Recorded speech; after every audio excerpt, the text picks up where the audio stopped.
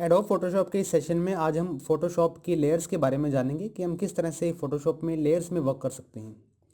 Adobe Photoshop की एक सबसे बड़ी एबिलिटी है, सबसे अच्छी एक खास बात है कि ये हर एलिमेंट को लेयर्स में डिनोट करता है और हम इसमें बाय लेयर काम कर सकते हैं।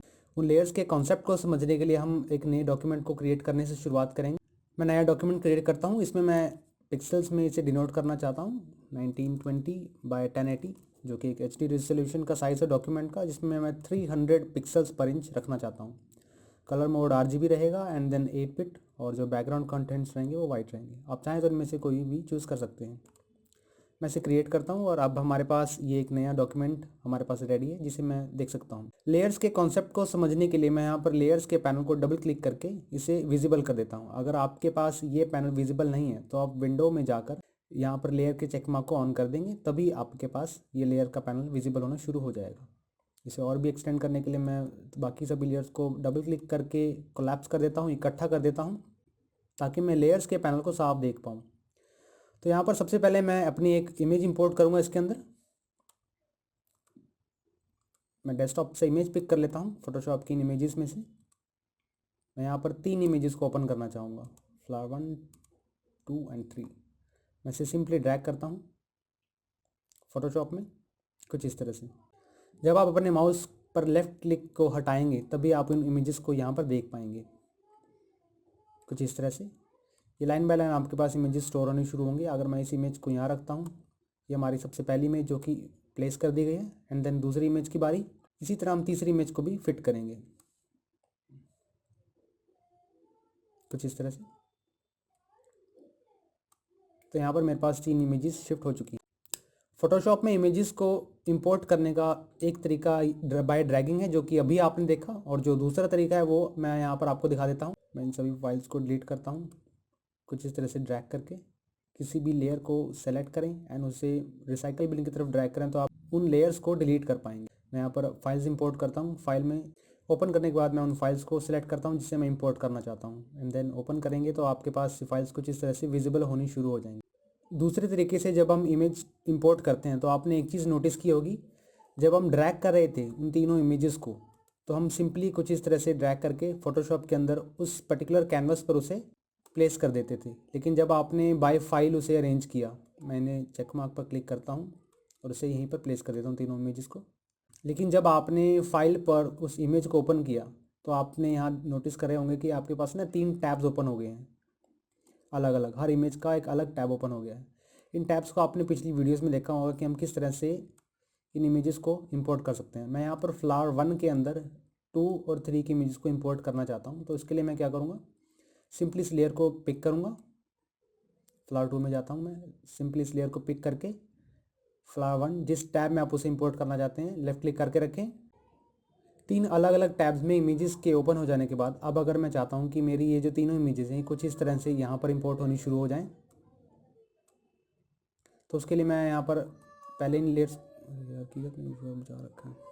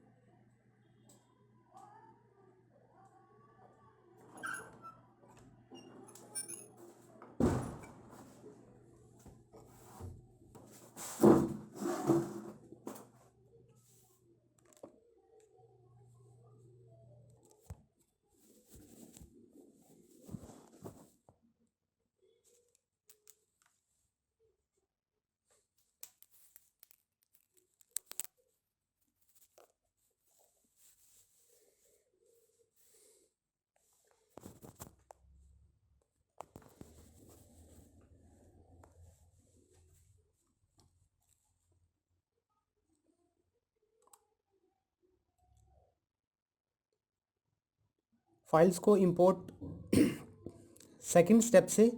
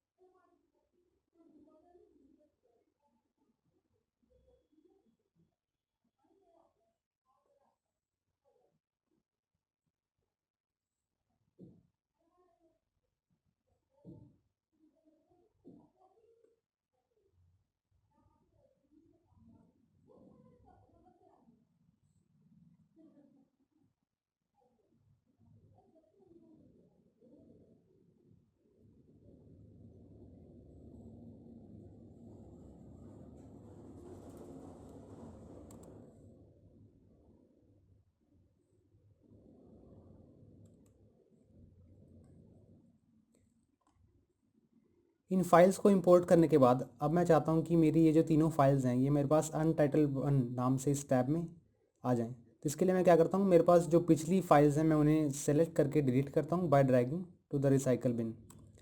अब हमारे पास जो पिछली लेयर्स थी वो डिलीट हो चुकी हैं और अब हम शुरू करते हैं अपनी लेयर ड्रैगिंग का काम। इस टैब से मैं फ्लावर वन की इस इमेज को ड्रैग करता हूँ अनटाइटल्ड वन इस टैब की ओर, क्योंकि मैं इसे यहाँ पर देखना चाहता हूँ। मैं अपने लेफ़्ट क्लिक को जो मैंने होल्ड करके रखा था लेयर को सेलेक्ट करने के लिए, मैं उसे छोड़ता हूँ तो मेरे पास यहाँ पर फाइल कुछ इस तरह से विजिबल होनी शुरू हो जाएगी। इसी तरह से मैं दूसरी फाइल को भी इंपोर्ट करूँगा by dragging to untitled one and जो आपका लेफ़्ट क्लिक रहेगा उसे जो आपने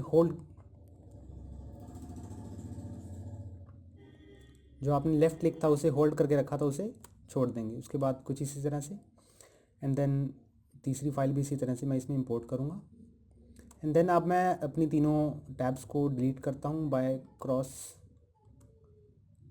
डिलीट करने के बाद अब मेरे पास यहाँ पर एक ही टैब में तीनों इमेजेस विजिबल होनी शुरू हो गई हैं। अब आप लेयर्स पैनल में आप ये देख सकते हैं कि किसी भी फाइल को डिसेबल करने के लिए या उसकी निचली लेयर को देखने के लिए, यानी कि ये जो लेयर है हमारे पास लेयर 3 टॉप पे है, लेयर की निचली जो लेयर है वो लेयर 2 है जो कि सनफ्लावर है एंड देन जो सबसे लास्ट में हमारे पास है वो लेयर 1 है। अब मैं इसे बारी बारी से विजिबल और डिसेबल करके चेक करूँगा कि कौन सी लेयर मेरे पास दिखनी शुरू हो रही है किस एक्शन से और कौन सी लेयर हमारे पास विजिबल होनी डिसेबल होनी शुरू हो रही है किस क्लिक से। अगर मैं इस आई के बटन पर क्लिक करता हूँ लेयर 3 में, आई के इस बटन पर क्लिक करता हूँ तो मेरे पास ये जो आप फ्लावर देख रहे हैं स्क्रीन पर ये मेरे पास डिसेबल हो जाएगा दिखना कुछ इस तरह से। इसी तरह से अगर मैं सनफ्लावर को भी इस आइकन पर क्लिक करता हूँ लेयर सेलेक्ट करके तो मैं इस तरह से उसे भी नहीं देख पाऊँगा एंड देन जो लास्ट लेयर होगा वो हमारी ये है। यहाँ पर आपने एक चीज़ नोटिस की होगी, जब हम नया कोई डॉक्यूमेंट बनाते हैं तो हमारे पास बैकग्राउंड नाम से एक लेयर विजिबल होनी शुरू होती है, लेयर आपको दिखती है स्क्रीन पे। उसके बिल्कुल राइट साइड में आप एक लॉक का आइकन देख पा रहे हैं। इस लॉक का आइकन इस लॉक के आइकन का मीन ये है कि ना तो आप इस लेयर को टॉप की तरफ लेके जा सकते हैं और ना ही इसे डिलीट कर सकते हैं। और डिलीट तो हो गए इस लॉक का आइकन का मीन है कि आप इसकी पोजीशन को मूव नहीं कर सकते, ना ही आप इसे टॉप में ले सकते हैं ना ही कहीं बॉटम में, कुछ इस तरह से। अगर मैं इसे विजिबल करके भी ड्रैग करने की कोशिश करता हूँ तो भी मैं नहीं कर पाऊँगा। तो मैं सबसे पहले मैं इन तीनों लेयर्स को डिसेबल करता हूँ। अगर आप 3 लेयर्स को इकट्ठा अगर आप इन तीनों लेयर्स को अरे यार मैं उस तरफ को डाइवर्ट हो रहा हूँ, तो हम इस बैकग्राउंड के बारे में देखेंगे कि हम किस तरह से इस लॉक आइकन को हटा सकते हैं। मैंने डिसेबल करता हूँ लेयर्स को टॉप की एंड देन बैकग्राउंड में मैं डबल क्लिक करता हूँ तो मैं यहाँ पर अगर आप ओके करते हैं इस लॉक के आइकन को हटाने के लिए आपको क्या करना होगा, सिंपली लॉक के इस आइकन पर सिंगल क्लिक करना होगा तो आपकी जो बैकग्राउंड लेयर है आप इसे मूव कर पाएंगे। ये था हमारा पहला स्टेप जिससे हम अपनी बैकग्राउंड लेयर को अनलॉक कर सकते थे। जो हमारा दूसरा स्टेप रहेगा वो कुछ डिफरेंट है। मैं यहाँ पर इसे लॉकिंग को दोबारा करता हूँ। जो हमारा दूसरा स्टेप रहेगा अनलॉक करने का, उसके लिए मैं सिंपल किसी भी लेयर पर जो हमारा दूसरा स्टेप रहेगा अनलॉकिंग का, उसके लिए मैं बैकग्राउंड लेयर को डबल क्लिक करके, अगर मैं इस लेयर का नाम जो भी आप इसे देना चाहते हैं मैं बैकग्राउंड देता हूँ शॉर्ट में बीजी एंड ओके करता हूँ, तो मेरे पास यहाँ पर ये लेयर अनलॉक हो गई है। मैं इसे सक्सेसफुली कहीं भी मूव कर सकता हूँ, कुछ इस तरह से।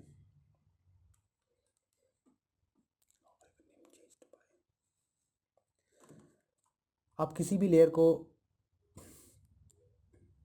तो मैं इन सभी लेयर्स को विजिबल करता हूँ एंड बारी बारी से इन सभी लेयर्स को स्केलिंग करते हैं, इन्हें स्टाइलाइज करते हैं थोड़ा सा, एंड बारी बारी से इन सभी लेयर्स की स्केलिंग को सेटअप करते हैं। क्योंकि मेरे पास ये जो इमेज यहाँ पर आप देख रहे हैं लेयर 3, जो कि ये फ्लावर है, मैं इसे Ctrl+T अपनी कीबोर्ड पर प्रेस करता हूँ तो मेरे पास ट्रांसफॉर्मेशन रिलेटेड सेटिंग्स यहाँ पर विजिबल हो जाएंगी।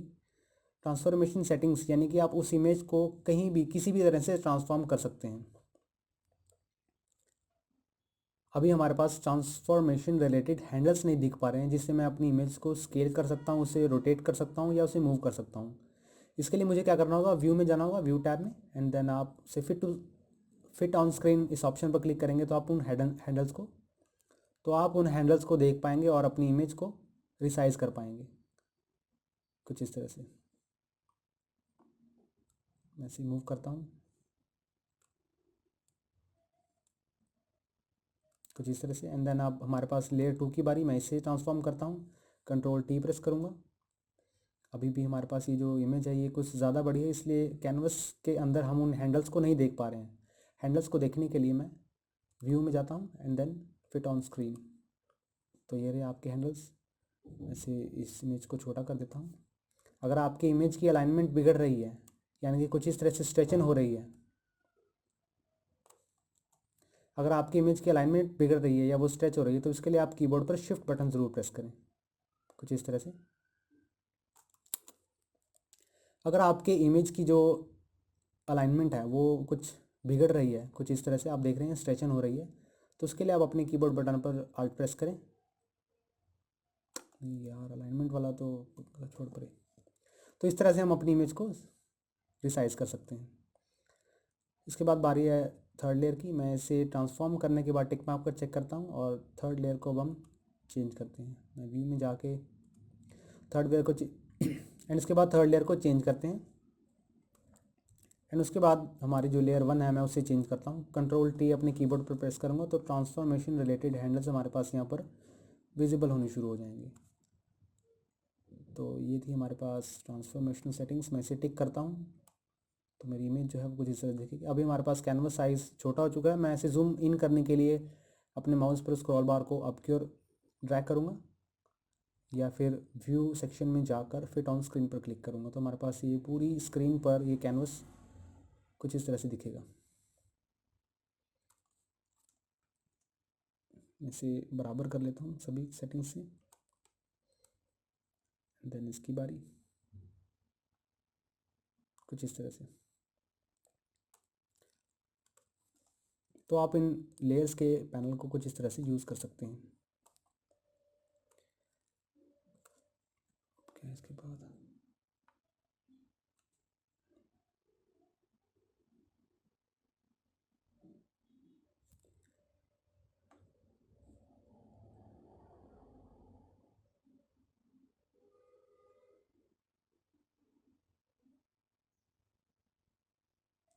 लेयर्स के पैनल को समझने के लिए हम यार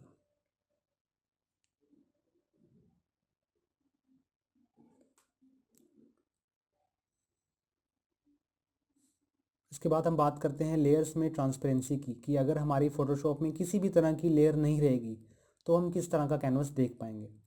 इसके लिए हमें क्या करना होगा, सभी लेयर्स को डिसेबल करना होगा। सभी लेयर्स को मल्टीपली डिसेबल करने के लिए आपको टॉप से बॉटम तक लेफ़्ट क्लिक को दबाए रखना है। यानी कि मैं यहाँ पर टॉप पे क्लिक करता हूँ और लेफ़्ट क्लिक को दबा के रखता हूँ, एंड देन अपना माउस नीचे की तरफ होवर करता जाता हूँ, तो मेरे पास जो जो लेयर्स हैं वो सब डिसेबल होती जाएंगी, कुछ इस तरह से। तो ये है हमारा कैनवस जब हमारे पास फ़ोटोशॉप में किसी भी तरह की लेयर अवेलेबल नहीं होती।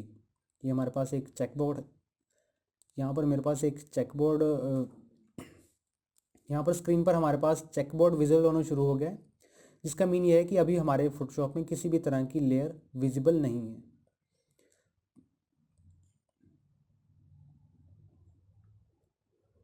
तो लेयर्स में हम ऐसी बहुत सी चीज़ें हैं जिनके बारे में जानेंगे। अभी हमारा जो सेशन था ये बेसिक का सेशन था। आगे आने वाले कुछ लेक्चर्स में हम लेयर्स को भी और भी डीपली समझ पाएंगे।